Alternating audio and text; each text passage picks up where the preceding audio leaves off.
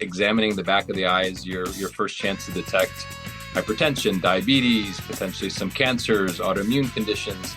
And I feel a lot of that has been lost on us, at least in terms of our field's efforts to do diving into aggregate data.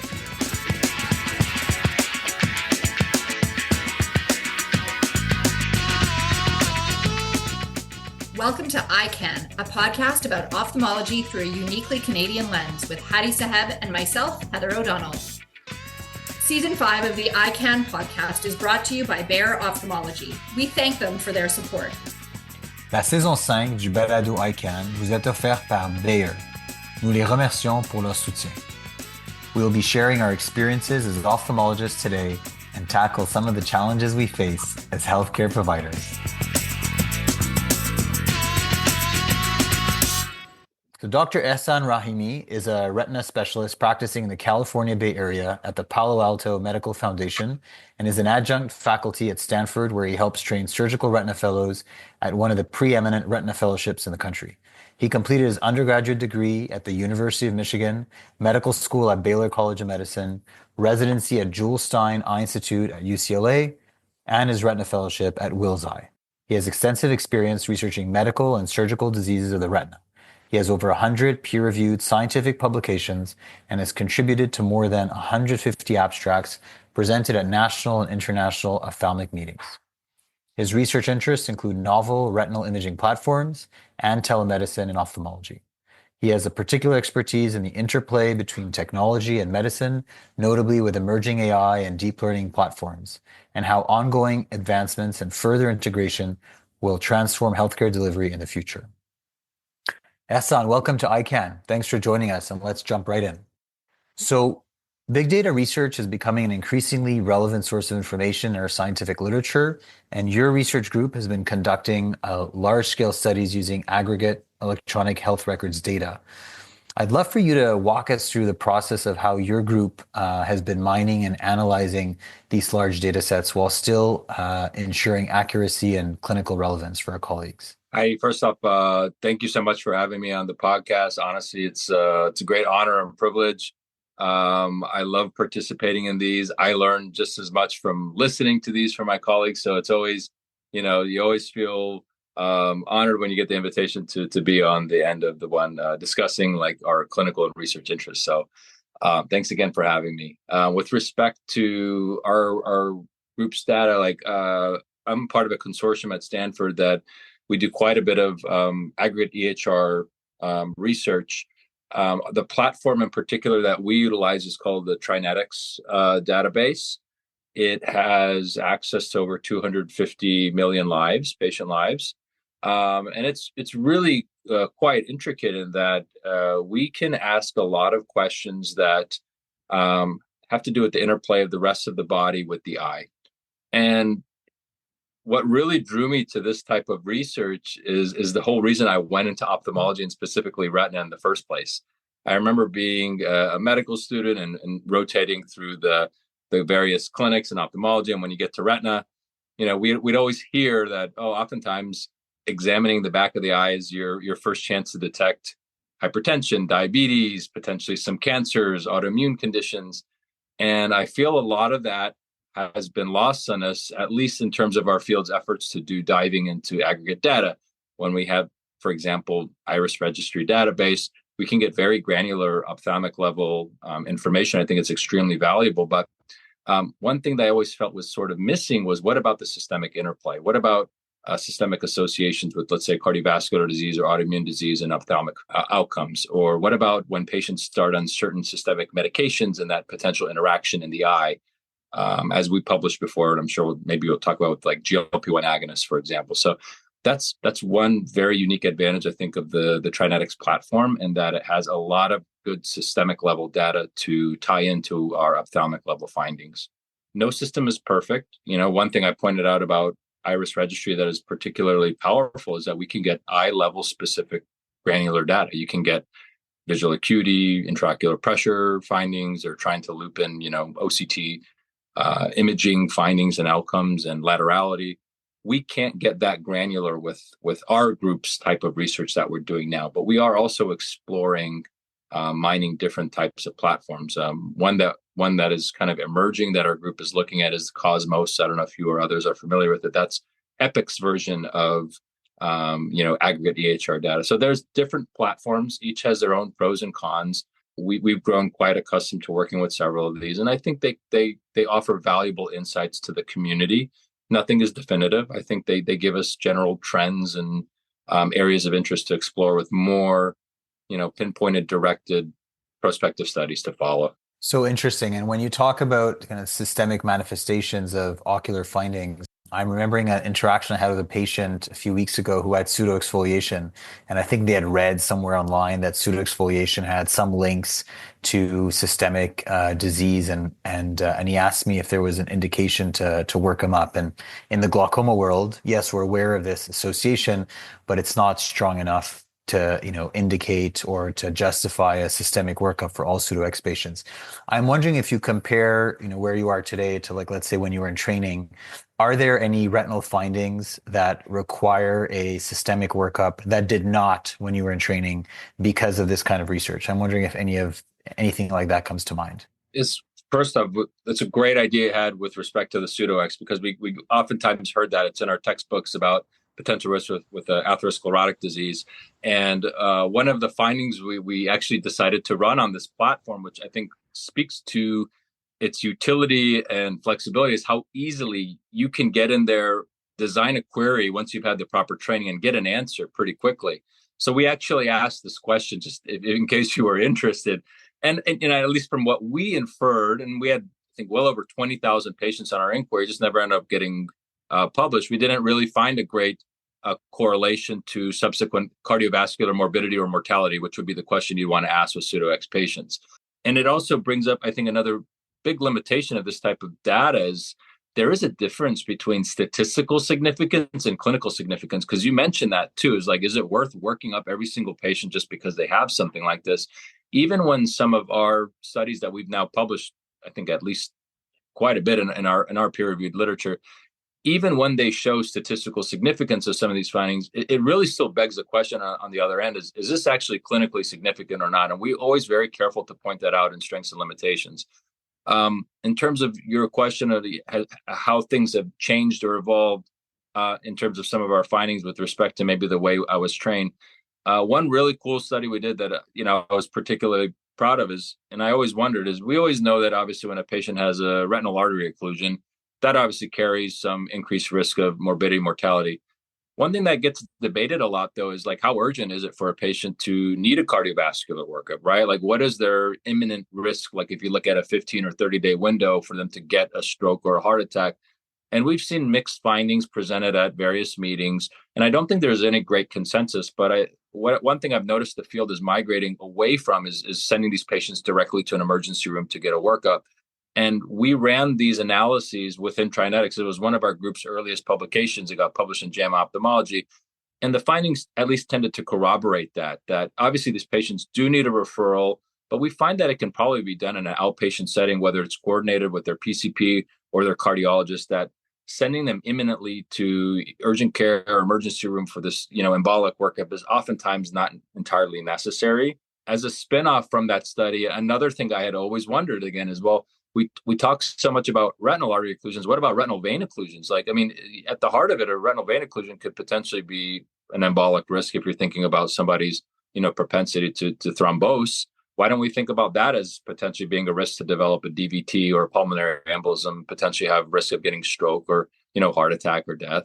So we ran that analysis as well too, which I think again speaks to the strength of the system. Is once you design your queries, it's not hard to sort of duplicate those efforts and sort of change your question if you want to ask something else. So we ended up asking the same question about risk of morbidity and mortality around an RVO. If patients have BRVOs or CRVOs, which actually wasn't really well reported in our literature. There's very scant literature about long-term risks for these patients, largely because we don't have great long-term outcomes on these patients at this degree of level. We had, I think at our initial query, over 50,000 patients with vein occlusions that had been monitored for at least a decade. And we did see increased risk of morbidity and mortality events. And there was a trend towards there being more of this risk with patients who have CRVO than BRVO. So I thought that was actually an interesting contribution to the literature. And the funny thing is, once you put these things out, other groups come in and duplicate these efforts on their own systems. So I actually just saw the other day there was, I want to say it's from like one of the European databases. They looked like they did a similar study, and they corroborated those findings. It just got published in Ophthalmology as well too. So interesting. Thank you. So as you can tell, I'm a glaucoma guy, so there'll be a few glaucoma tangents here, but all relevant to the great Specialists work don't that know you're much doing. about glaucoma, so So in the glaucoma world, alternative therapies have been gaining more interest from our colleagues and patients. And at the recent AGS meeting, there was an entire symposium on alternative therapies for glaucoma. So I was particularly intrigued when I saw one of your recent studies in JAM Ophthalmology, exploring the potential of curcumin supplementation and reducing AMD risks. So can you talk about that study and your key findings and how this is influencing your clinical practice? Yeah, totally. I mean, I'm in the Bay Area, so I always like put a disclosure. Obviously, being in the Bay Area, I'm sort of in a bubble. I get it. We're not like the people I take care of are not like your standard like patients everybody takes care of wherever they practice. But especially for where I am in Palo Alto, like I have so many health conscious patients. They're always almost excessive in how much they care about taking care of themselves as best they can. And I honestly, I admire that. I wish I could be more that way. But one of the things I notice is a lot more of my patients are taking curcumin or turmeric supplementation, whether they incorporate it in their diet, whether they're taking it as additional supplementation. It's being purported as being kind of like a super nutrient or super supplement, if you will. And there's a lot of good data supporting it. If you look at basically very basic science literature to smaller scale clinical trials, it obviously has anti-inflammatory effects, antioxidant effects. It's supposed to be good for like arthritis and muscle recovery. There's been stuff on it in the oncology literature even, and there's actually been some emerging evidence of it for its use in ophthalmology. Sharon Feckrad and her colleagues at Duke, knowing about its anti-inflammatory properties, they did a small-scale prospective trial looking at patients after retinal detachment repair and saw, it's small numbers again, so you have to kind of interpret it cautiously, but patients had decreased risk of developing what we get worried about, which is proliferative vitreoretinopathy. There have been some smaller studies, again, looking at it, again, from an anti-inflammatory aspect. Can it help slow down the progression of macular degeneration? The studies look promising. These are small-scale interventional studies. So knowing all of this, I was like, well, can we put our spin on it by making a sort of a big data contribution, if you will? And one of the unique things we have access to within Trinetics is we can query whether patients are taking supplements, and we can actually, to query for adherence, we can specify, I want, X instances of it in the patient's record within a 6-month time frame or within a year. That's how we can kind of like ensure like there's at least adherence, because it means somebody is knowingly entering that into the record. Downside here is, well, I have no clue what dose these patients are taking. It could be literally all over the map, right? So we have to kind of take that with a grain of salt. But that being stated, patients who were on curcumin supplementation long-term appeared to have decreased risk of progression of macular degeneration, whether that was to neovascular conversion, but also, which was actually my original hypothesis and question, is can it slow down progression to geographic atrophy, advanced stages of dry macular? Because we hear so much. I know in Canada, and I talk to my Canadian colleagues all the time, you guys don't have access to the complement factor inhibitors there. They weren't necessarily approved, but there's so much discussion in the States around the mechanism of these drugs and what underlies them, which is complement factor cascade overactivation. And we know that inflammation underlies all of this. So if we can add in or incorporate other anti-inflammatories, and curcumin is one of them, can it slow down the progression to these stages of the disease? And again, anecdotally, it looks like there's a positive signal, but I take you back to the message I said in the beginning, which is the point of these type of studies, I think, is to show us almost like it's like a heat map. We're showing hotspots. We're showing an area of trend or interest. This now deserves, I think, follow-up studies, true randomized prospective trials to explore this. And I think the really cool thing and rewarding thing about this has been when these papers go out, I can't tell you the number of email communications I get, or people coming up to me at conferences and they're like, hey, like, let's study this. Like, let's do like an interventional multi-center trial. Like, we want to contribute. I've noticed this myself. I want to look at this too. I think that's what's so cool about, again, our field in retina, but really all of ophthalmology, is our colleagues are so creative and collaborative. And we're always trying to push the boundaries and advance the field forward, which is just, again, it's just a privilege that we ended up in this field of medicine. I think we're in the best field of all of medicine. I agree. We won the lottery. Yeah. in so many ways. So, on the curcumin topic, is it affecting your clinical practice? Are you telling your patients to do anything regarding curcumin supplementation, or you're not there yet? It's funny you say that because I feel like a lot of people are like this. I try not to toot my own horn, so I don't say anything. But then I realize my partners in practice, like I'm in clinic sometimes and I overhear them in their lanes. They're like, yeah, my partner just published this paper in JAMA. Like, you should be taking curcumin. You should take your turmeric supplementation.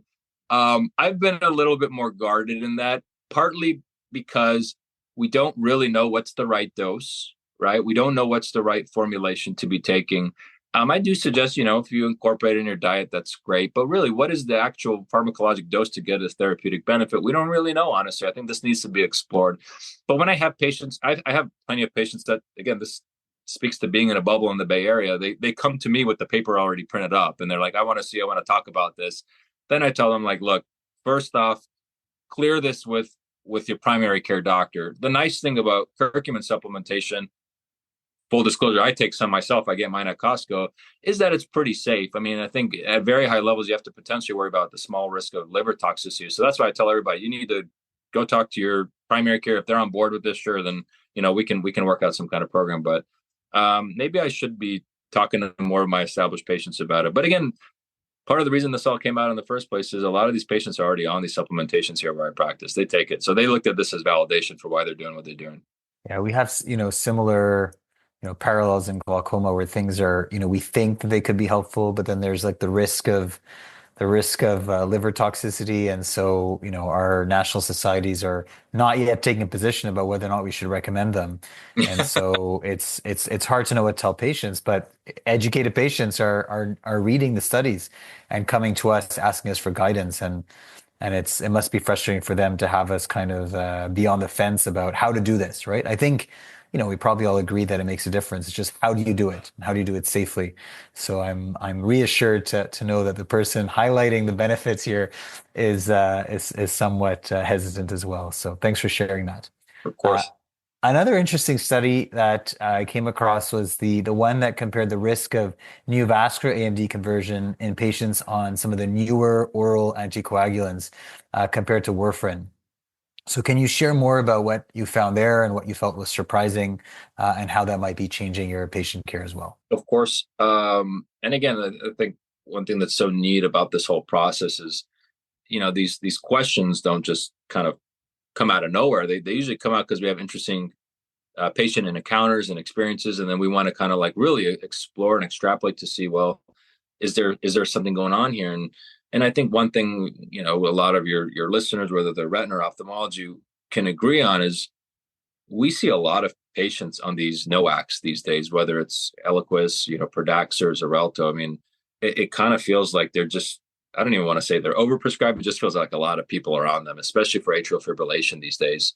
And a lot of them have supplanted warfarin. I don't see as many patients on Coumadin and warfarin, but we've had a lot of literature on bleeding risks and risk of neovascular conversion for patients on anticoagulants, and it's been somewhat murky and mixed. I don't think there's anything definitive there.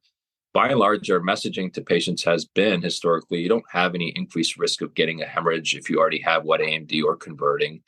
But we all have some of these patients, especially when they bleed on these newer agents. They're much more potent agents where if you bleed, they can get severe hemorrhages. They almost, we call them like game over hemorrhages. And I've encountered a few in my career.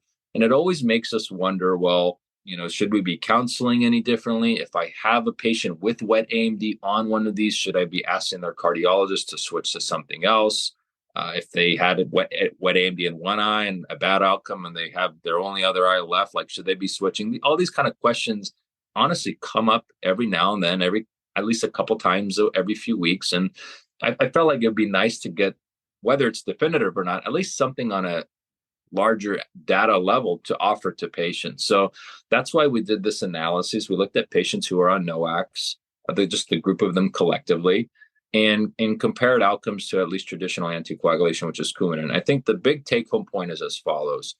Coumadin has the worst bleeding risk out of all of them. And I think that gives some comfort for us in the field because that's the way practice pattern trends have shifted anyway, which is to get patients off of those and put them on the NOACs. One thing we couldn't really answer just because of the level of granularity that we can achieve with this as well, are outcomes worse if a patient has bleeds on these? Because again, anecdotally, that was always some of my concern. I've seen patients with massive hemorrhages. We tried to answer that question in one of our sub-analyses by looking at vitrectomy rates, assuming that patients, if they got a bleed and they needed to go in for evacuation of hemorrhage or displacement of hemorrhage, then we could capture it with a CPT code, but we actually didn't see any increased risk with that. So that part is a little bit less clear, but I think at a high level, I think it makes me comfortable seeing those findings because I already know, and I tell the patients this too, is like, you're not on the highest risk anticoagulant. And actually, of all the NOACs, Eliquis has the lowest hemorrhagic risks, whether that's in the eye or also extra ophthalmic manifestations as well. And that's the one I tend to find most of my patients on anyway. So I think the nice thing at the end of the day is the findings validated a lot of clinical practice patterns anyway. And for me, it's like, I don't have to be quick to go and call the cardiologist, be like, hey, you got to get this patient off these drugs and do an injection. I'm worried about them hemorrhaging. Have you ever had to do the other way around, like a patient who's on warfarin, and then you need to connect with their primary care provider or their cardiologist, say, this could be playing a role? Has that Absolutely. occurred? Absolutely. And in fact, as a result of this study, I find myself having to do that. Again, I don't see warfarin Kuna as much, but now when I see it, I'm intentionally contacting the cardiologist. I'm like, maybe just switch them to Eliquis. Not that it may make a huge difference one way or another for me, but at least I cite our study and show what I find. And oftentimes I find that they're like, oh yeah, it's a good idea. Should have thought, or I haven't seen this patient in a while to bring it up with them, and they have. So I've noticed more switches in the reverse since the study has come out. Interesting. So, these are some really interesting answers that you got from, but it sounds like it's in response to you asking questions, right? Like something made you think about this, you asked a question and you got these really interesting answers. I'm wondering if you have any examples of big data research answering questions that you did not ask. Yeah, so actually just in line with this topic, because we've subsequently asked it, and this manuscript is in press, technically hasn't come out yet, but I think it's going to get presented at some of our meetings. As a dovetail off of this, was looking at, and I wasn't really as familiar with this, there's a procedure called a left atrial appendage occlusion device. They call it a Watchman device. So it's actually a procedure now that they can do for patients with chronic atrial fibrillation to get them off of anticoagulation. And we saw that there is decreased hemorrhagic risks when we looked at the subset of patients in terms of like ocular, like neovascular conversion and hemorrhagic events when they have had this event.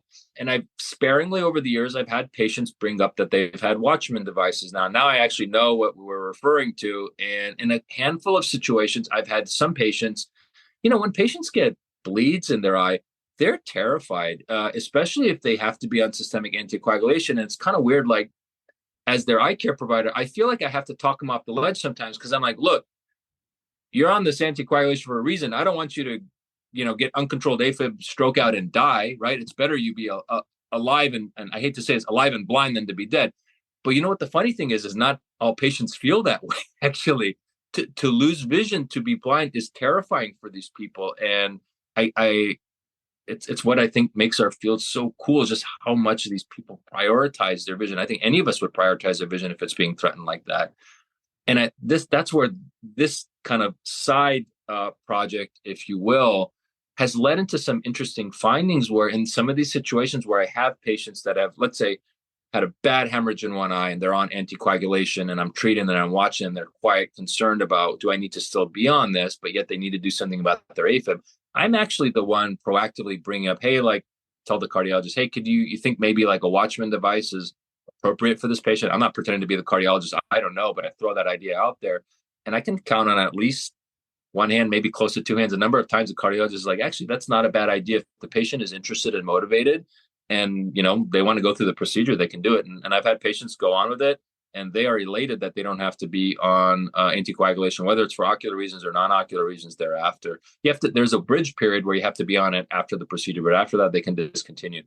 Interesting. Thanks for sharing that. So I'd like to shift gears and talk about some of the great work you've done in the endophthalmitis space.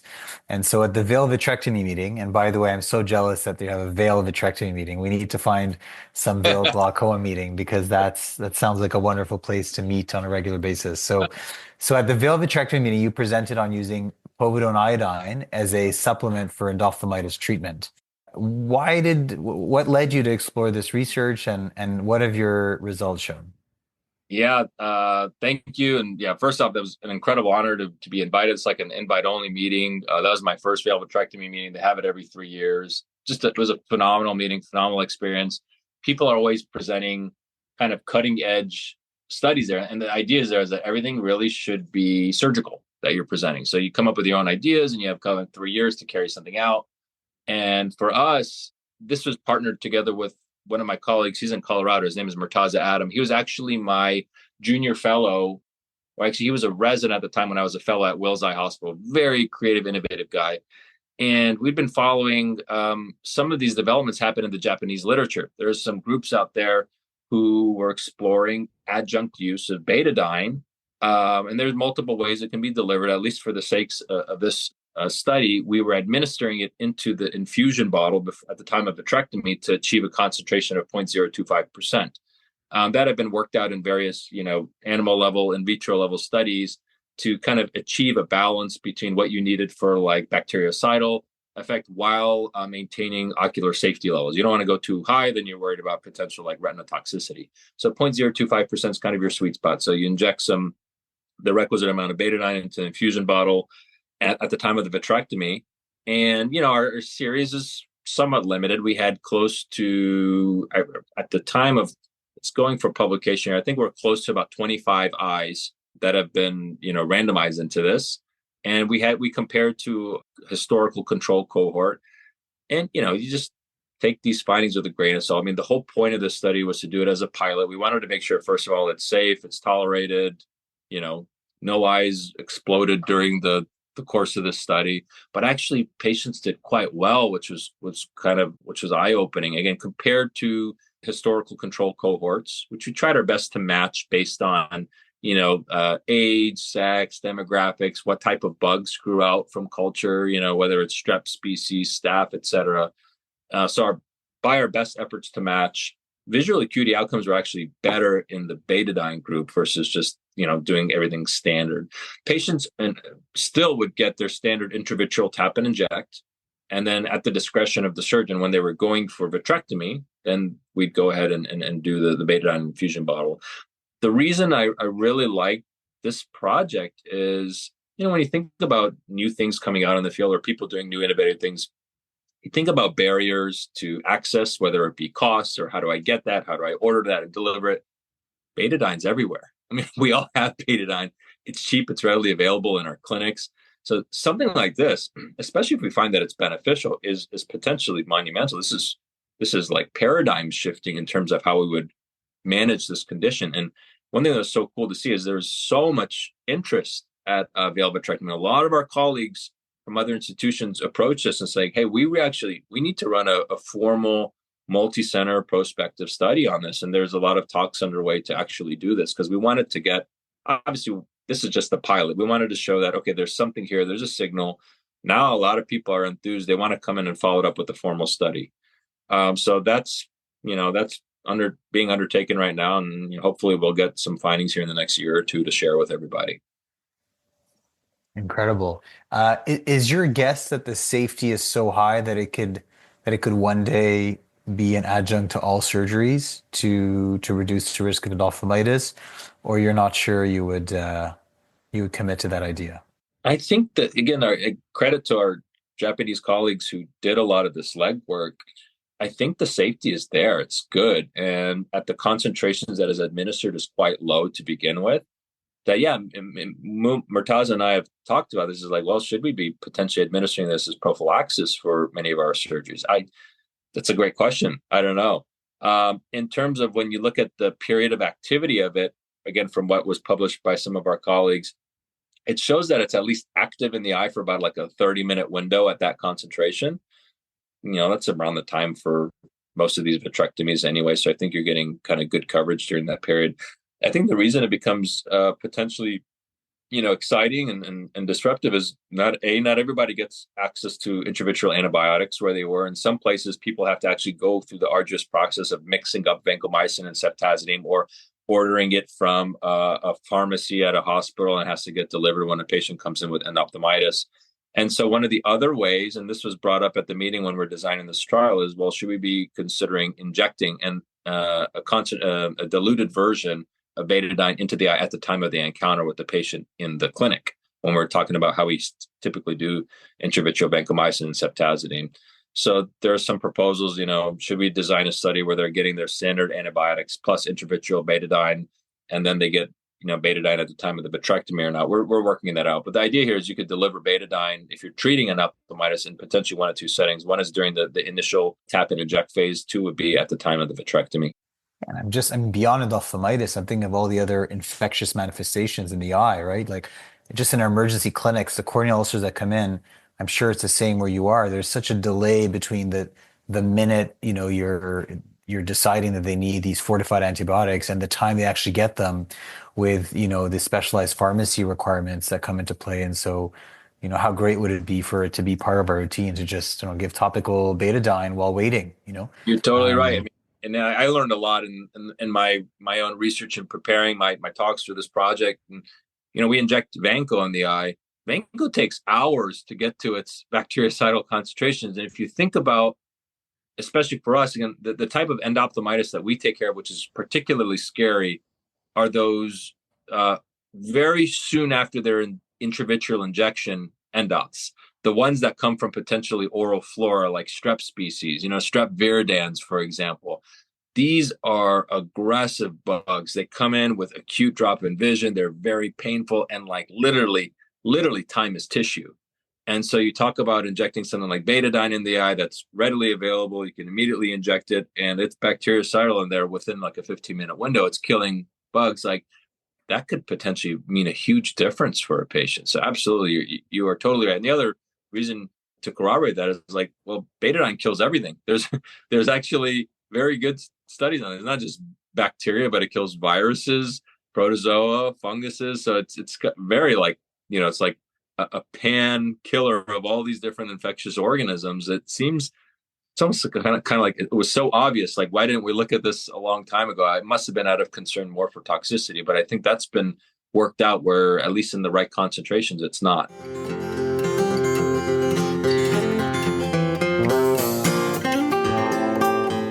EyeCan wants to know what you think. Please send your comments on today's episode or any suggestions you may have for topics or features to communications@cos-sco.ca, and we'll try to incorporate them into future episodes. EyeCan veut savoir ce que vous en pensez. Veuillez envoyer vos commentaires sur le balado d'aujourd'hui ou vos recommandations de sujets à communication@cos-sco.ca et nous essaierons de les intégrer dans les prochains épisodes.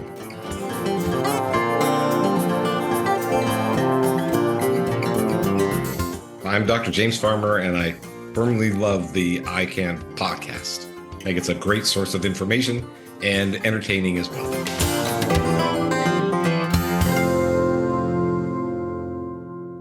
Shifting gears again to some of the work you're doing in mentorship and education. So you're quite involved in mentoring ophthalmology fellows at Stanford. And so can you tell us more about what you feel are the key qualities that you're trying to instill in your fellows as they transition from fellowship to independent practice? Yeah, to give you a little background, my core setting is in a private practice, kind of like right down the street from Stanford.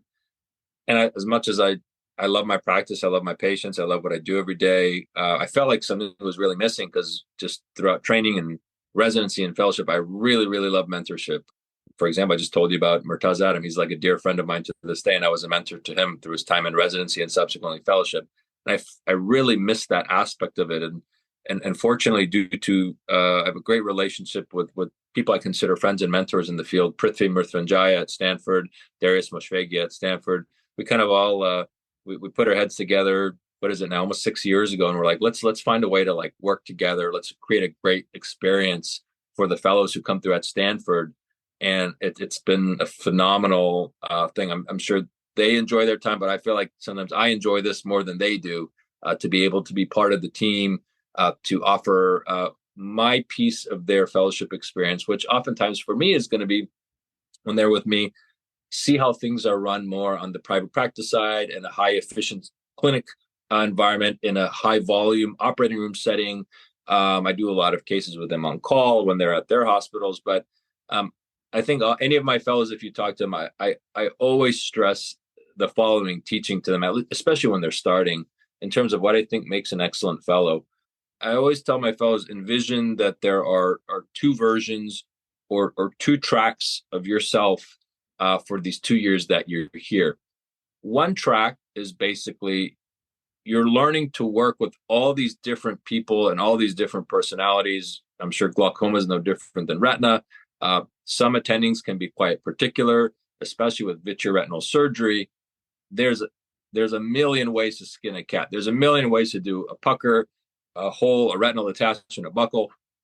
And the responsibility of the fellow is to learn all these different ways as best they can from each of these different attendings. And that's the beauty of a great fellowship, is when you get a diverse faculty of broad training backgrounds. Like, for example, for us here, I have Will's training background. We have faculty who trained at Stanford. We have faculty who trained at Bascom Palmer, faculty who trained at Beaumont, Duke, et cetera. So a fellow coming through will get kind of pearls from training in all of these backgrounds. And I think that the responsibility, at least when you're here as a fellow on one of these tracks, is to learn the specific nuances of each of these attendings. And at least when I was a fellow, what I did is I had my own Google document that I would go in and, I'm with Dr. So-and-so today, and I would build that up. And by the time of, after every case, if I learned something new, I learned one of their particular nuances or why they do something a certain way, I just went and added it at the end of every case. And by the end of my fellowship, and really to this day, I still periodically go back and review over this document to learn over things. Each of the attendings I have at Wills, I have almost 2 pages of notes for each of them, just all the little things I learned. And what makes you stand out as a fellow, though, is when you're in fellowship and you work with so many different people, you can't always remember when you're with that person next how they did something a certain way. But I would always go back to that document, review over stuff. And when you show up and you do things the way that attending likes, it makes you stand out. But the second part of all of this, the part that really matters at the end is the final product of you. And the reality is this track of you when you're done with fellowship is going to be a melody. It's a blend of all of these experiences with each of these attendings. So you will pick and choose as a fellow whatever you like from me, from Dr. So-and-so, from this doctor and that doctor, and that will end up being you as a retina specialist when you practice and leave and go wherever you go. But you're, as best you can while you're here during fellowship, you should try your best to learn from each of these attendings individually. Sounds like you're a phenomenal fellow. I love it. That is, I don't know if I was phenomenal. Yeah, but that note taking on each mentor is so useful, because I think, I feel like the faster you learn that surgeon's technique and you get that down, then the opportunity starts for talking about, even more detailed nuances, or starting to compare and contrast and starting to think of creative ideas.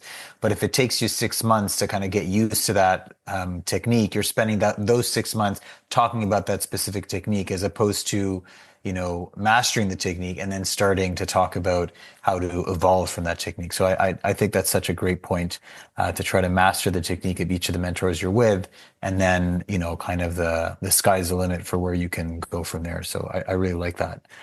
Remind me of one more thing real quick, which I also stress a lot. And they always look at me weird when I say this, is for those last few months as fellowship to just back up a little bit, back off, and let your attending do cases again. And you stress why that's so important. When we start out in training and fellowship, we're not really doing that much, and you're sitting and watching. But the reality is you have no foundation. You're just trying to like survive and look and learn. Learning is so much different when you're watching after a foundation has been built. Learning is exponential at that time. And that when the fellows have actually listened to me and done this and they go out and practice, they're like, wow, that last few months, watching those last few cases with you, you learn so much because you're not just staring inside the scope at what's going on in the retina. No, you actually like are looking externally. How do my attending hold their hands? Where are they positioning their body? Like you're taking in everything because a foundation has been built then by that point. Very interesting. How do you feel surgical education has changed in recent years? So if we're thinking of, incorporating advanced technology, incorporating virtual learning, how do you feel surgical education has evolved? I think we're seeing a lot of this in our field. Shout out to one of my co-fellows I graduated from Wills with, Steve Houston. He was pushing a lot of these efforts. He was big on the metaverse, for example, right? Like we can do a lot of virtual telementoring, for example. And I think that kind of stuff really took off, especially after COVID when we couldn't do in-person meetings anymore. So a lot of virtual get-togethers became the norm. We don't always have to be in the same place. But really, this idea of, I think, 3D engagement, virtual engagement is still nascent right now. It's still in its infancy, but especially when we think about it in the context of surgery, we have a lot in our field with the Ingenuity platform, like heads up vitrectomies, 3D vitrectomies. And if you think about where this is headed, we're not quite there, but we're going there.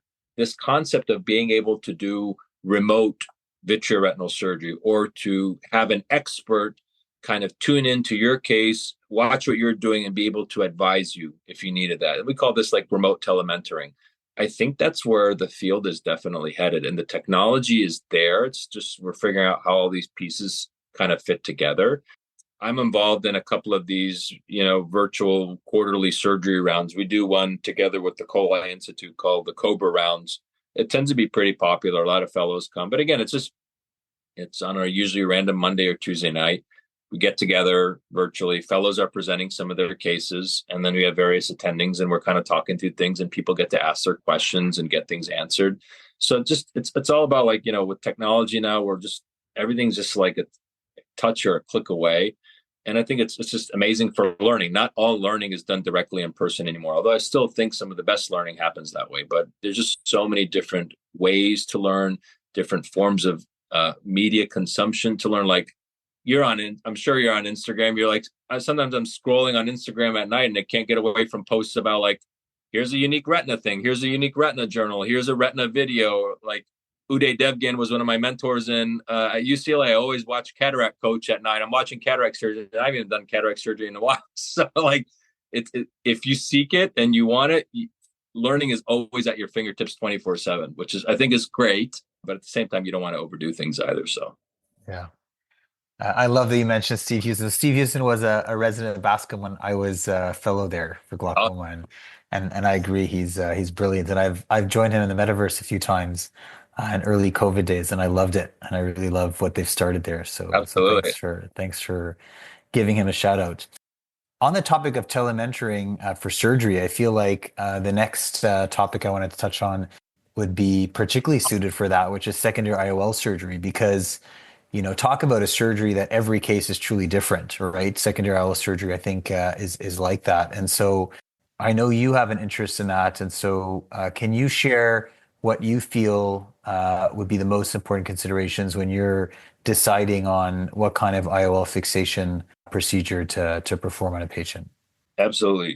Especially if I'm giving this advice to someone who's a trainee, I think the first thing I would stress is during training, please learn all the different ways, whether that's scleral fixation, if you want to do Yamani technique, if you want to do Acryos, Gore-Tex fixation, or Gore-Tex with an Envista, just do everything, right? You need to be comfortable doing everything for a couple of reasons. Number one is you'll never know what you prefer as a surgeon and what you're most comfortable with until you try them all. So hopefully you're in a fellowship that you work with different attendings that give you direct exposure to all of the different techniques. But also number two is you don't know where you're going to practice after if one of these may be automatically restricted from you. Because if you look at things just purely from a cost perspective, it's irrefutable. Doing a Yamani is the most cost-effective way to proceed with these surgeries. So Murtaza, I brought up his name a couple of times. He trained with me at Wills. At Wills, our go-to technique was doing the Gore-Tex suture-fixated Acryos lenses. And that's still what I do where I come. Where I came, it was easy to implement it. And that's what I'm most comfortable with in my hands. I do a lot of Gore-Tex fixation sutures here, secondary IOLs here. But where Murtaza ended up after fellowship, they wouldn't let him because the surgery center said, this is way too expensive. You're not going to get this. You should figure out something else. So you have to take that into mind. Just the way you learn something in fellowship, I mean, there are real world realities when you go out into practice. So that's why it behooves you to learn all the different techniques. The next point I'd make to trainees is this, is we talk a lot about in fellowship training how the art of a scleral buckle is a dying art. Like nobody does buckles anymore. I would actually argue above that, the art of doing scleral tunnels and ACIOLs has just fallen by the wayside, partly because residents are just so good at cataract surgery now, right? You guys get experience earlier in training, you get, numbers are going up, people are so good at it. And the thing is, we typically think about ACIOLs as being unnecessary. Like the reason an ACIOL ended up in an eye was because of a complication. I think it's probably time to just get away from that mindset, because a lot more fellows are coming out of training now and they have no idea how to make a proper scleral tunnel or how to put ACIOLs in the eye. And I think that is a dying art. And there are still situations, no matter what your preferred, secondary IOL technique is, where an ACIOL would have been just as appropriate. So I am intentional now with certain cases. I'm telling my fellows, I think we need to do an ACIOL here, because otherwise, as attendings, even I found that doing these secondary IOL cases, these are kind of like the sexy cases that the fellows like look forward to doing. If I just come in there and be like, they're not going to come and ask me, I want to do an ACIOL. Nobody's ever going to ask that. So I feel like while I do a lot of these, I think I do more of these secondary IOLs than anyone in the Bay Area. I find that periodically I'm intentional with the fellows, like, hey, have you done an ACIOL lately? Have you done a scleral tunnel? Let's go ahead and plan to do that this case. And I think they appreciate doing that on the back end. In terms of like for patients, when you're doing these cases, when you're preoperatively evaluating a patient, I'm always looking for like conj mobility. That's a big thing, especially if they've had multiple surgeries, if they've had trab or tube or buckle, a lot of previous vitrectomies. If that conj is really, really scarred down, I'm going to give, a couple extra thoughts on, do I really want to like do like a Gore-Tex fixated case here? Because it just ends up being messy and there's so much fibrous tissue everywhere. Those are the cases I may give consideration to doing an ACIOL or doing a Yamani technique. I'll always ask the patient, what history do they have in terms of what kind of lens was put in their eye? Like, how long ago was your surgery? Where was it done? I have this like random rule. It's not really a real thing. But if somebody's had surgery, like, let's say like 15 years ago and it was done in another country, there's a decent chance that that lens in the back may be a PMMA lens. And we've ended up in some of these situations before where had a fellow trying to like remove this lens because it looks like otherwise like a standard 3-piece lens, but they're trying to cut through the optic with the scissors. Nothing's budging. I've had a situation happen where a blade broke off and ended up in the eye, and then we had to take it out. So these are the things where we're trying to coach around, is like, okay, like be aware that you may end up with PMMA lenses. How are you going to plan to address that if that happens? But yeah, it's a really fun type of surgery to do. And yeah, we try to just stress to our fellows to just get experience doing all the different techniques. And at the end of the day, do whatever works best in your hands, wherever you go. Interesting. At our center at McGill here in Montreal, the ACILs are discontinued. So you'd be very upset with that. Yeah, they've just been removed. They've been removed from the shelves. And of course, an ACIL, you almost never plan for an ACIL. Usually when people use it, it's last minute. But, thankfully, there are enough surgeons here that do sclerofixation that, there's a solution for the patients. Sure. Always. But to your point, the ACILs have been discontinued. So our residents are not routinely seeing ACILs at all anymore. My secondary IOL practice or IOL fixation practice has shifted significantly in the last few years towards the belt loop or the Proliene suture. Mm-hmm. And so I always hear interesting thoughts about that from my colleagues who do a lot of these. And I wonder if you've tried that or if you have any thoughts about this belt loop with the Proliene suture.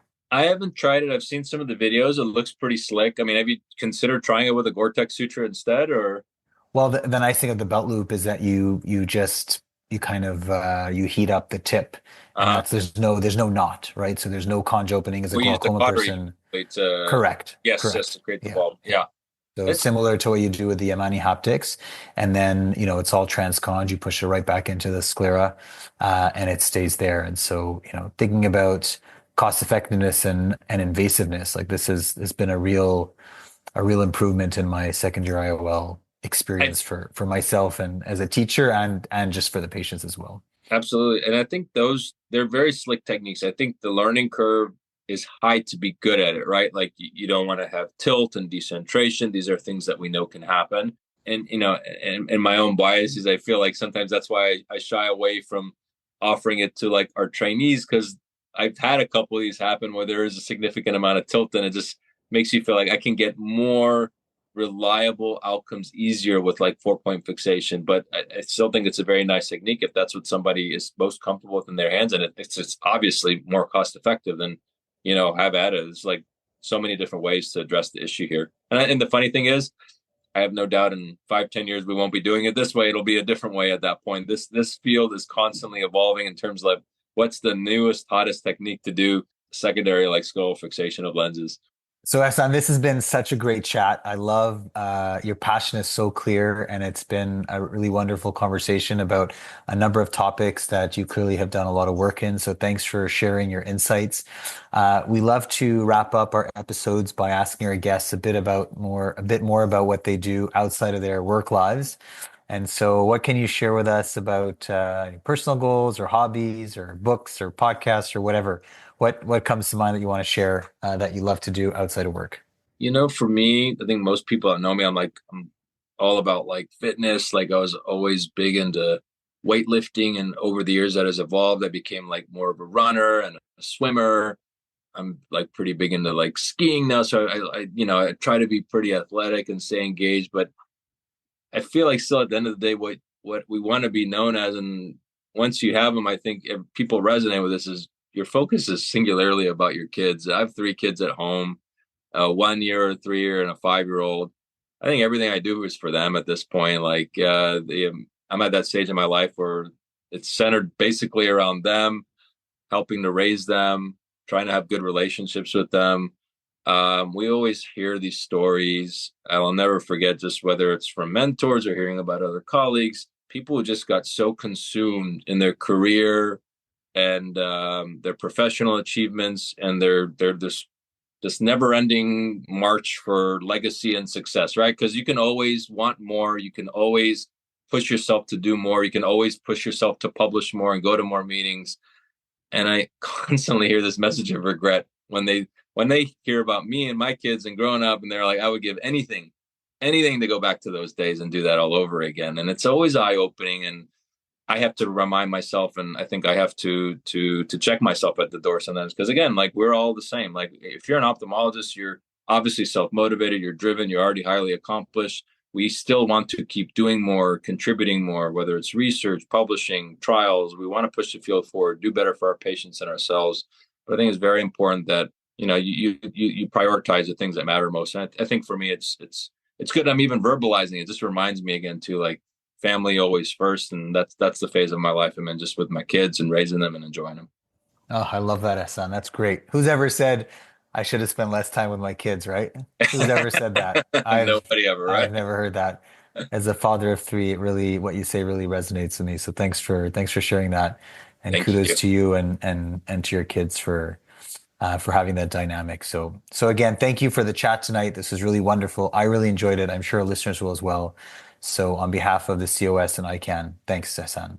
Thanks again for having me again. It's great to meet you, and looking forward, Hattie, to meeting you at a meeting sometime. We can go grab a drink and hang out. So I love that. We're on. Thank you for joining us for this episode. We look forward to bringing you more engaging content over the coming months. EyeCan wants to know what you think. Please send your comments on today's episode or any suggestions you may have for topics or features to communications@cos-sco.ca, and we'll try to incorporate them into future episodes. EyeCan veut savoir ce que vous en pensez. Veuillez envoyer vos commentaires sur le balado d'aujourd'hui ou vos recommandations de sujets à communication@cos-sco.ca, et nous essaierons de les intégrer dans les prochains épisodes. Season 5 of the EyeCan podcast is brought to you by Bayer Ophthalmology. We thank them for their support. La saison 5 du balado EyeCan vous est offerte par Bayer. Nous les remercions pour leur soutien. Thank you from the Canadian Ophthalmological Society. EyeCan is available wherever you listen to your podcasts, and of course, through the COS Practice Resource Center. EyeCan est disponible partout où vous écoutez vos balados et bien sûr au Centre de ressources pour la pratique de la SCO. EyeCan is written and directed by Kim Teitler and produced by John Allaire from Allaire Strategic Works. EyeCan est écrit et réalisé par Kim Teitler et produit par John Allaire d'Allaire Strategic Works. Some episodes this season will include relevant links and show notes, so be sure to check episode descriptions to learn more. Certains épisodes de cette saison incluront des liens pertinents dans les notes d'émission, alors n'oubliez pas de consulter les descriptions des épisodes pour en savoir plus. If any of our listeners have topic ideas to submit, please email them to communications@cos-sco.ca, and we will review for consideration.